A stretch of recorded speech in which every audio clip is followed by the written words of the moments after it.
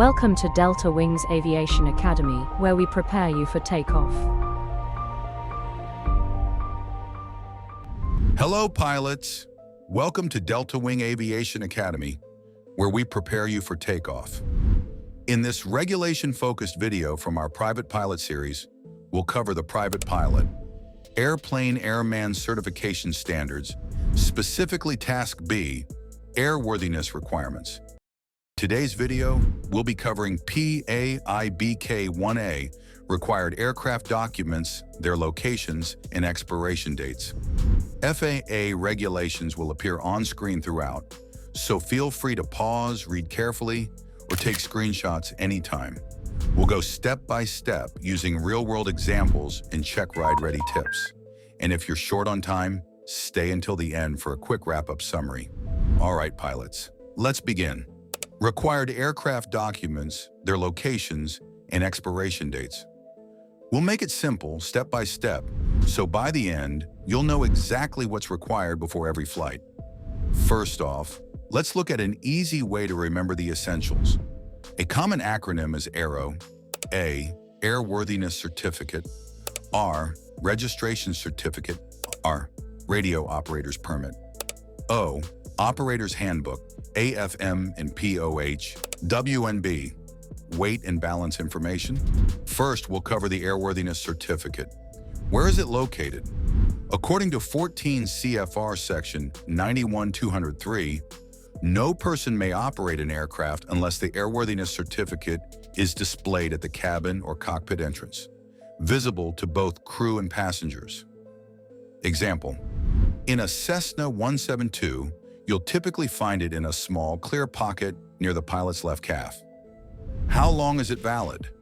Per 14 CFR Section 21-181, unless suspended, surrendered, revoked, or terminated. The Airworthiness Certificate remains valid as long as the aircraft remains registered in the U.S. maintenance and alterations are performed according to FAR Part 43 and Part 91. Key point, the Airworthiness Certificate does not expire if proper maintenance is kept up. Checkride tip, the DPE might ask, where is the Airworthiness Certificate located in this aircraft? Answer confidently. It's displayed at the cabin or cockpit entrance in a clear pocket. In a Cessna 172, it's near the pilot's left calf. All right, let's move on to the next document. Registration Certificate, ER. According to 14 CFR Section 91-203, no person may operate an aircraft without an effective registration certificate on board. That means even if your aircraft is airworthy, you cannot legally fly without a current registration certificate. Check it every time. Expiration. Here's an important update. Registration certificates are now valid for 7 years from the date issued. Always check the actual expiration date printed on your certificate before flight. That's what matters legally. Historically, registrations were issued for 3 years, but the FAA extended this period to 7 years under current regulations. Situations that cancel registration. 1. Owner requests cancellation. If the aircraft owner surrenders the registration to the FAA, for example, if the aircraft is sold to a foreign owner, destroyed, or exported, the FAA cancels it. 2. Ownership transfer without re-registration.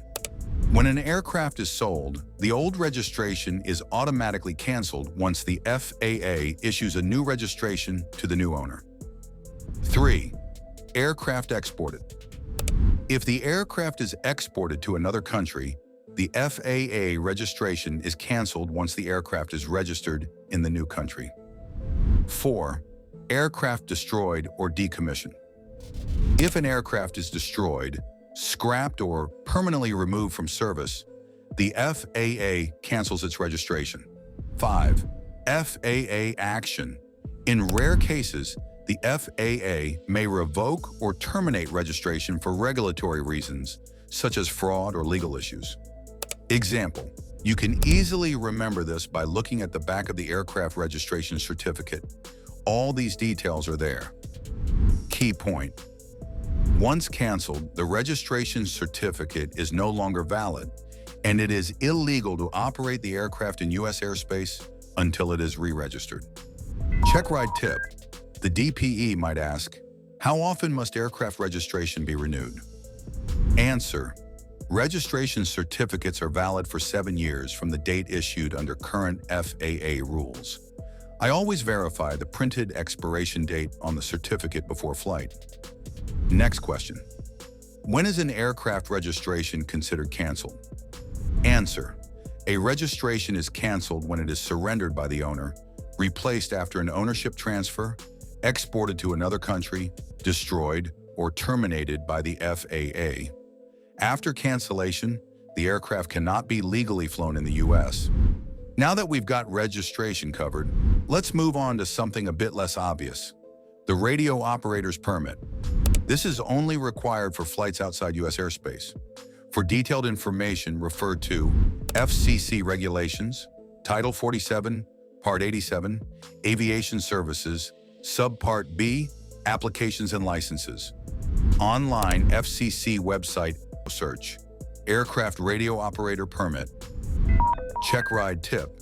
The DPE might ask, do you need a radio operator's permit for flights within the U.S.?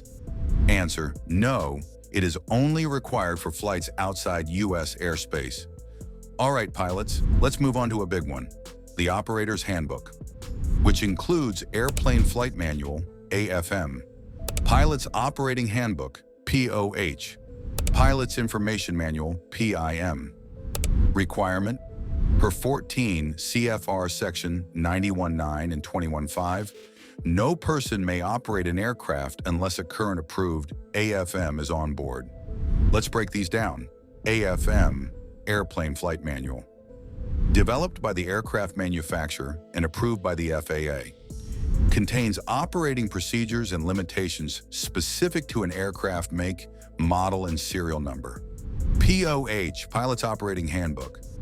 Developed by GAMA, General Aviation Manufacturers Association. It's a trade association representing manufacturers of general aviation aircraft, engines, avionics, and related products.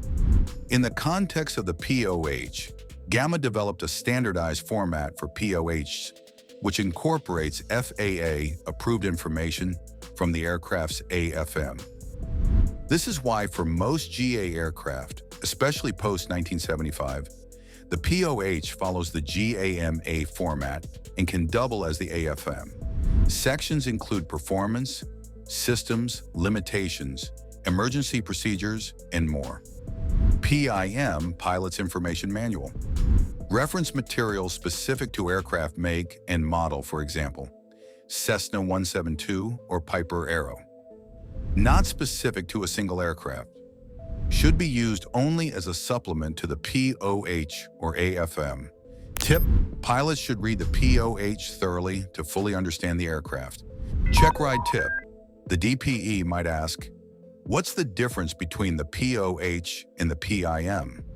Answer: the POH contains information specific to your aircraft, while the PIM is general reference material for the aircraft model and should supplement the POH. Let's move on to the final and extremely important document, weight and balance. Let's talk about weight and balance, one of the most important safety steps before every flight. First, remember this. Weight and balance is based on the aircraft's approved data, not just the numbers you calculate before your flight. Let me explain. Every aircraft has an official weight and balance document from the manufacturer. This document shows the empty weight of the aircraft, the arm, distance from the datum, the maximum weight and center of gravity, CG limits. These numbers are FAA approved and must be on board every flight. Think of it as the aircraft's legal weight record. Without it, the airplane cannot be flown. Example: refer to the picture of the official weight and balance document. Ask your instructor for help in locating this document. Pre-flight weight and balance calculation. Before each flight, the pilot does a pre-flight calculation. Here you include passenger weights, baggage, fuel load. Then you check if the total weight and CG are within the aircraft's approved limits. Example, for a Cessna 172, the POH says, max gross weight equals 2,550 pounds. CG limits equals 35 to 47 inches aft of datum. So you add your passengers, fuel, and baggage. And check, is everything within limits? If yes, safe to fly. Remember, pilots, this calculation is for performance and safety purposes, not a replacement for the official weight and balance document. Example, picture of the pre-flight weight and balance calculation for your reference. You should do this before every flight, as you know. Why the DPE asks about weight and balance. The DPE asks about weight and balance to make sure you understand the concept, not just that you can add numbers. Key point, weight and balance, keeps the aircraft within safe certified limits. It's about safety, not a piece of paper. Checkride question. Example, the DPE might ask, which weight and balance do you need on board? The one you calculate for this flight or something else? You confidently answer, the aircraft's approved weight and balance from the POH or AFM must be on board. My pre-flight calculation is done with actual passenger, fuel, and baggage weights to make sure total weight and CG remain within limits. Checkride tip.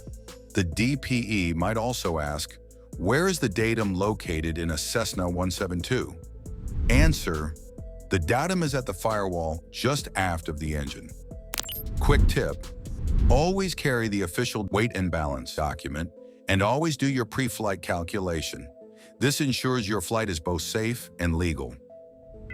Wrap up and Checkride tips. Let's summarize. Required aircraft documents, Airworthiness Certificate, Registration Certificate, Radio Operator's Permit, if outside U.S., Operator's Handbook, AFM, POH, PIM, weight and balance information. Key points for the Checkride. Know where each document is located. Know which documents are required for every flight. Understand expiration rules, especially for registration and airworthiness certificates. Be ready to explain the differences between AFM, POH, and PIM. Be able to locate the datum and explain weight and balance calculations. Sample DPE questions. Question, where is the airworthiness certificate and does it expire? Answer, it's displayed at the cabin or cockpit entrance, usually near the pilot's left calf in a Cessna 172, and it does not expire as long as maintenance is current and the aircraft is registered. Next question, do you need a radio operator's permit to fly in the U.S.? Answer, no, it's only required for flights outside U.S. airspace. Thanks for watching today's video on recent flight experience for private pilots. If this helped you, don't forget to like, subscribe, and share. Your support helps us continue creating clear, FAA accurate aviation education. Fly safe, and I'll see you in the next video.